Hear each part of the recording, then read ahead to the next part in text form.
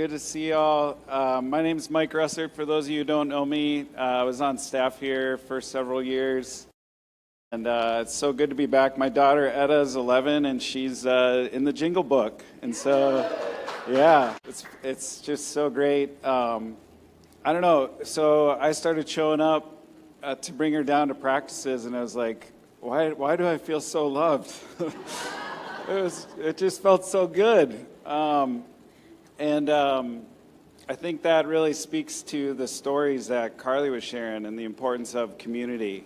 Like, we hold each other, we care for each other, we know each other, and it's good to be known. And I feel that really deeply personally, just being here with you all. So we're going to have a kind of a fun communion and get to know or get to experience that togetherness shortly here. There's going to be coffee cake going around, and look, they even got the towels and stuff. Like, this is bougie, bougie communion. There's all kinds of beverages, hot cider and stuff up here. But I was thinking about this. I was really grateful to get asked to invite you all to this meal or experience together. It made me think about two things as I was listening to Carly, and some things that I think a lot about when it comes to like what is sacred. I think about the bread, I think about the flour that's in this coffee cake or the cinnamon bark. And I think about it all, and you know what it is? It's like recycled stardust.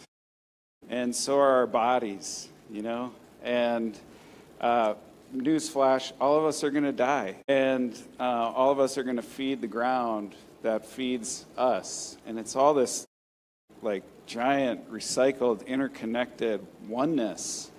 And I think I find some like comfort in that, like even beyond this life that we're currently living, there is that connection to something bigger, and we literally get to eat that and experience the care of that every time we sit and have a meal.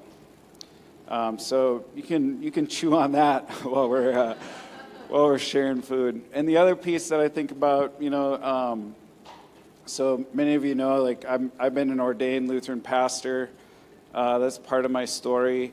And one thing that I think the church sometimes gets wrong is they talk about the Last Supper all the time, but what about all the other suppers?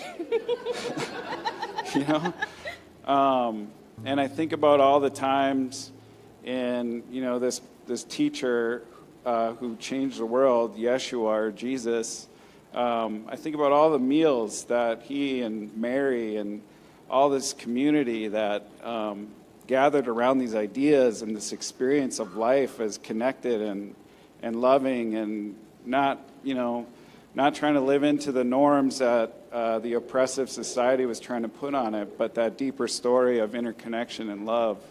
I think about how many meals they must have shared, and I think about the laughter that must have happened at a lot of the meals. I think about the times when there were probably meals where they did sit in silence and all, they probably ate more tears than they ate food. But they were together, and that matters. And so we get to be together and experience community together, and it's such a gift because life is short, and life does include pain and loss. And the beautiful thing is that we don't have to go through it alone. And so bon appetit. Let's eat.